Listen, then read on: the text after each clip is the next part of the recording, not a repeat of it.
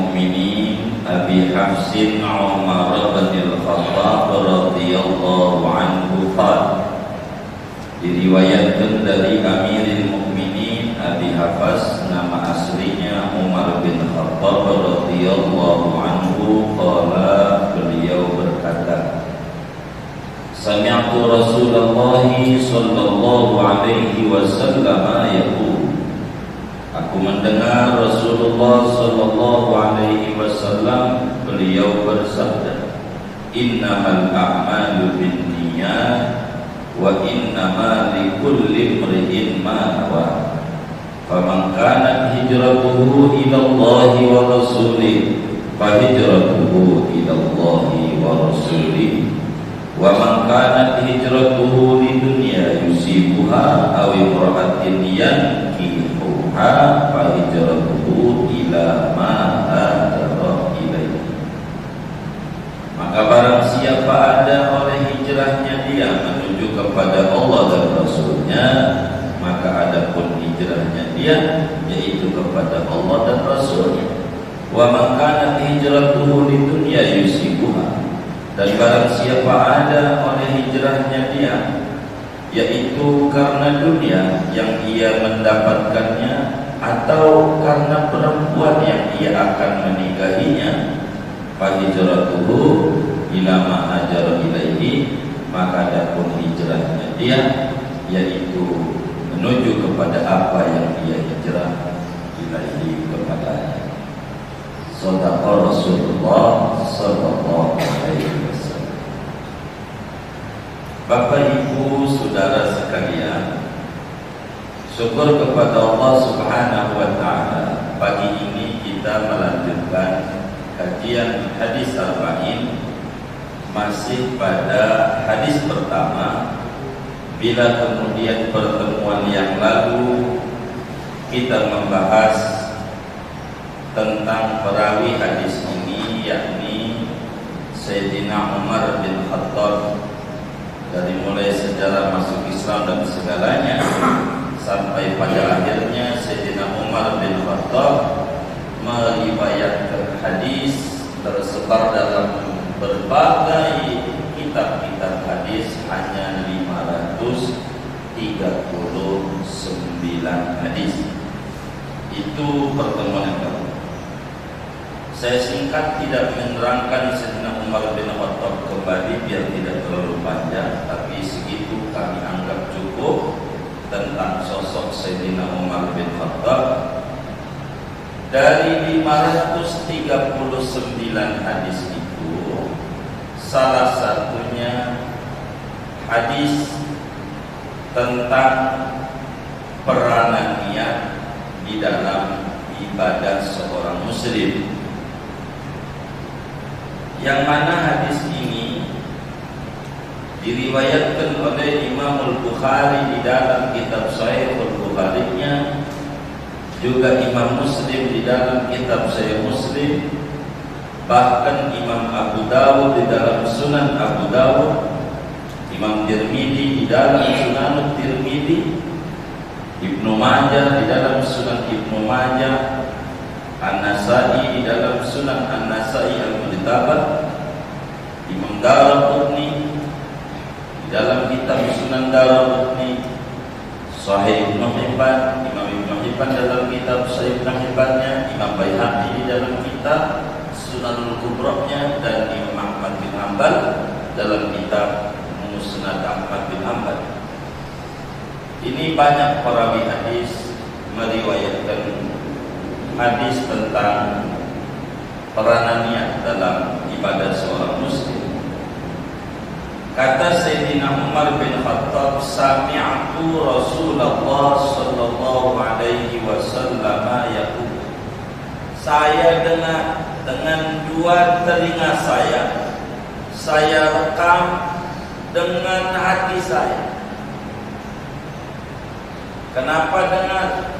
Jadi metode ilmu itu ada 3 jalur kepada orang untuk bisa dapetin ilmu.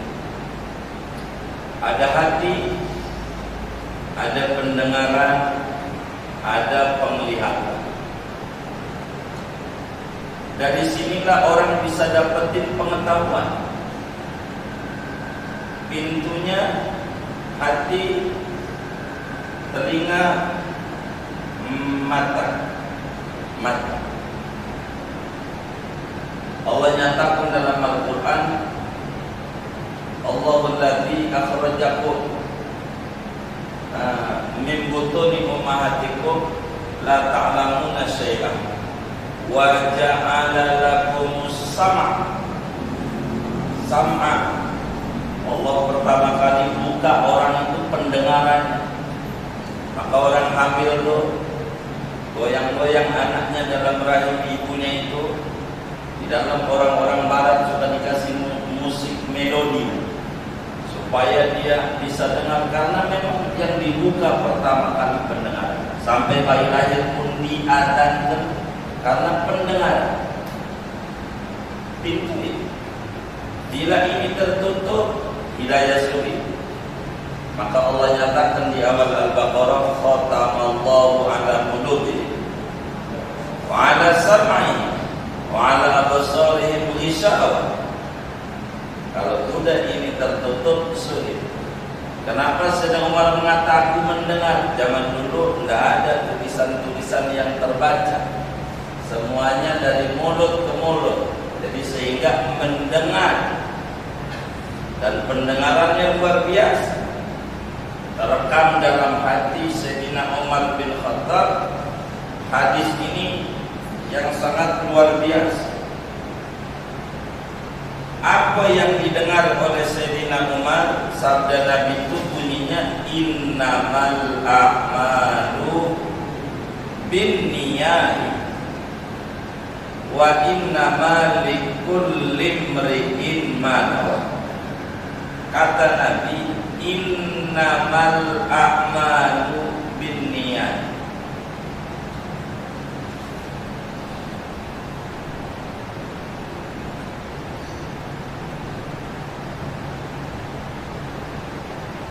Innamal a'malu binniyat. Kalau bahasa kitanya, hanya saja sahnya amal yaitu dengan niat. Apa ini maksudnya? Jadi yang namanya amal itu, saudara, akan dinilai oleh agama bila ada niat.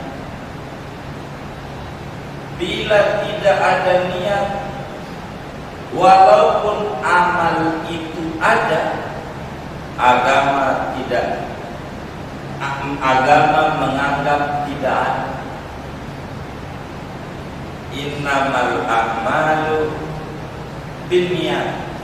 Amal ada, tapi tidak ada niat, agama anggap tidak ada. Wujuduhu ka'adamihi. Puasa Ramadan, malam dan niat, lupa, tidak niat.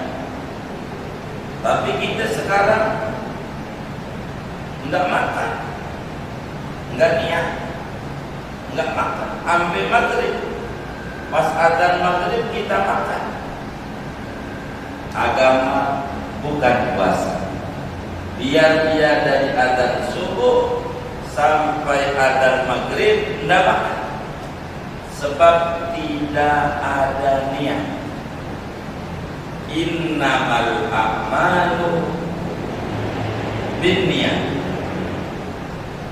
Cuma nabinya pakai innama, lafaz inna ditambahi ma, menjadi namanya ada hasr, alat untuk pembatasan masalah. Innama.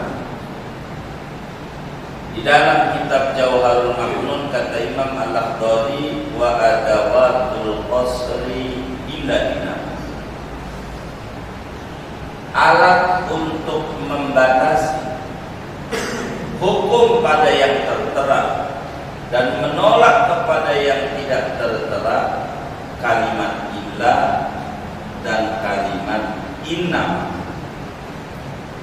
Maka ketika Nabi sallallahu alaihi wasallam mengawali di hadis ini dan kalimat inna, hanya saja.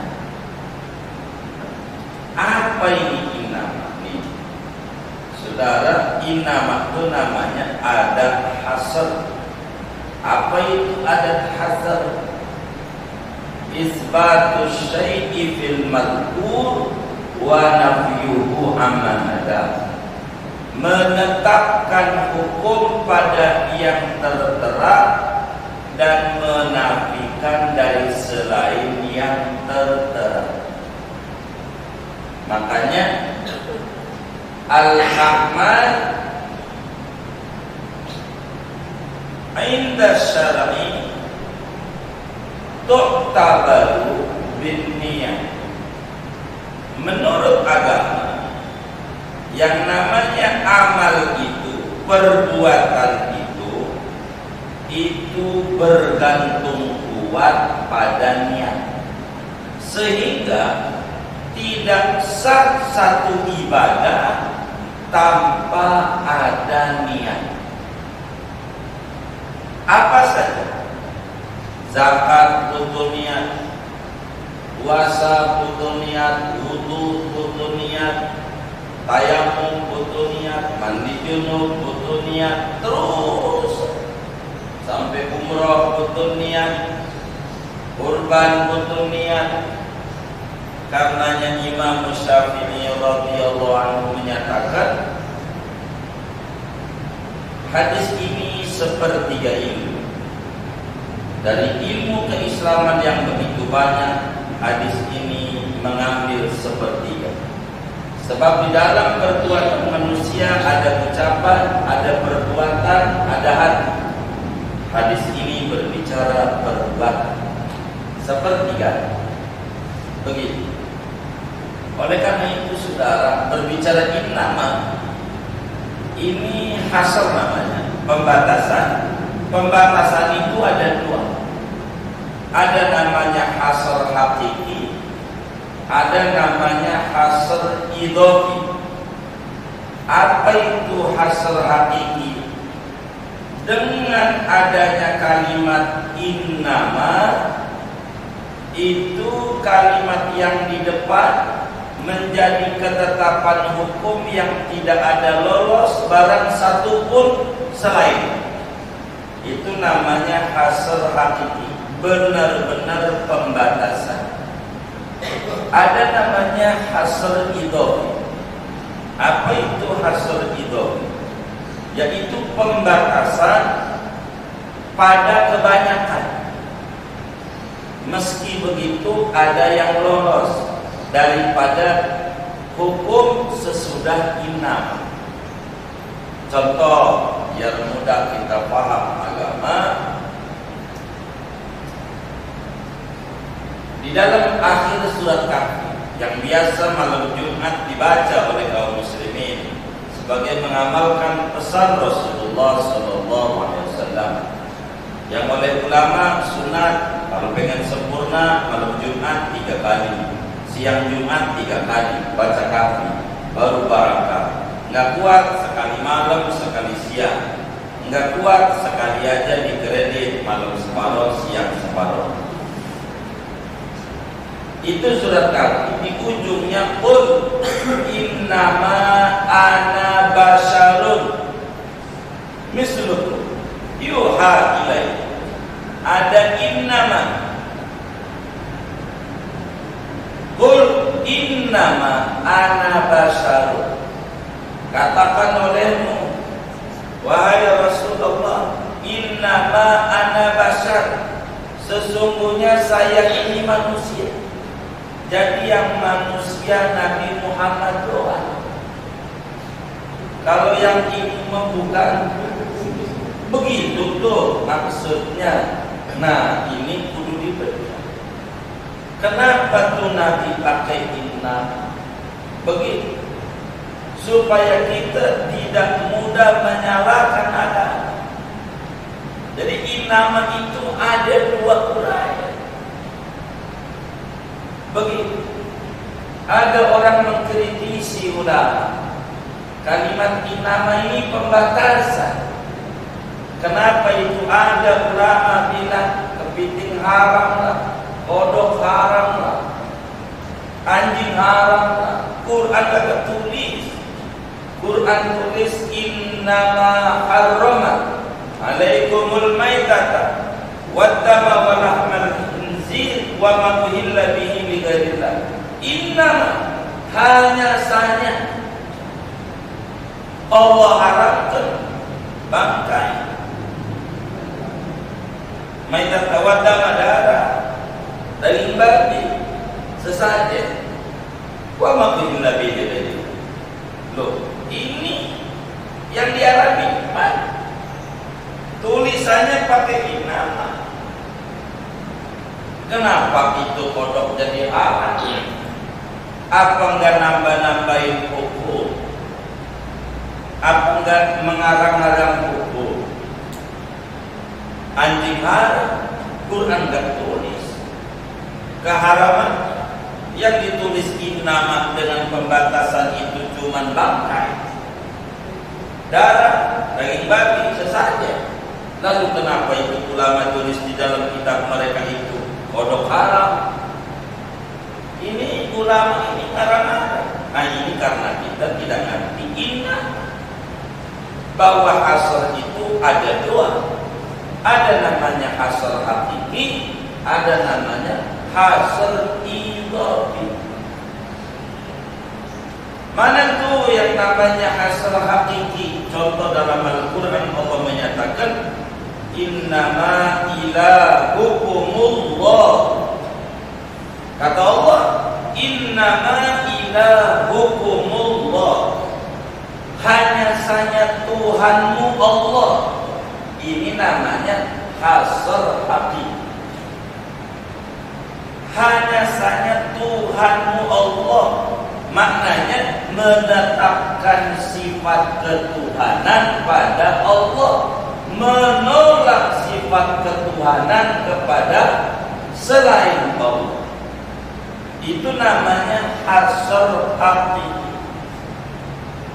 Innama ilahukumullah, Tuhanmu itu Allah. Ini namanya pembatasan benar-benar. Sehingga ketika ada pertanyaan Bapak Ibu, Allah itu satu apa banyak? Kalau ada orang nanya begitu, jawaban kita apa gitu? Allah itu satu apa banyak? Hah? Halo. Ustaz Zam, kalau tidur saya pulang ya. Juga saya. Jadi Allah itu satu apa banyak? Satu. Kalau Tuhan satu apa banyak? Banyak. Apa?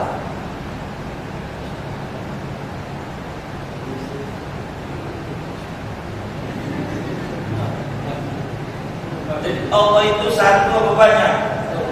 Kalau Tuhan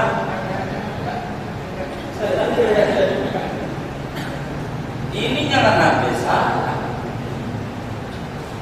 Jadi Allah itu satu apa banyak? Kalau Tuhan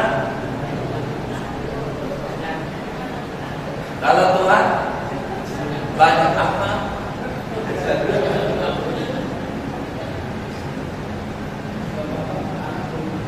Hah? Di mana? Tuhan Bapak.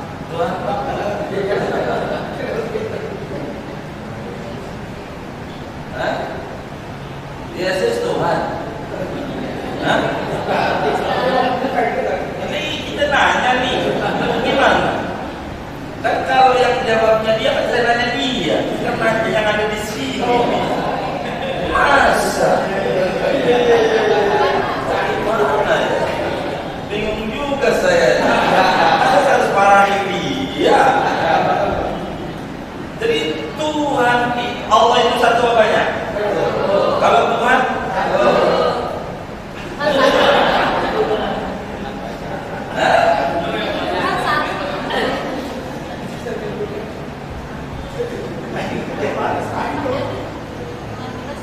Kalau di sini satu saya.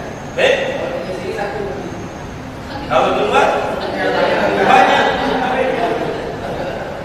Banyak. Apa itu banyak itu?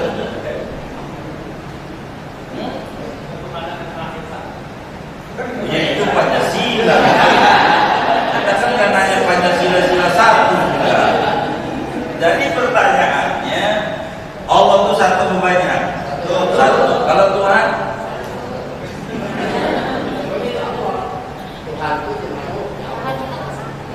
Iya, jadi Tuhan itu. Kalau Allah satu atau banyak? Satu. Kalau Tuhan? Banyak. Apa banyak itu? Ini yang namanya kita harus dandani tauhid kita. Jadi saudara ini, kenapa begitu? Karena saudara terkontaminasi, tercuci pikirannya, tidak bisa membedakan antara Tuhan dan dianggap Tuhan.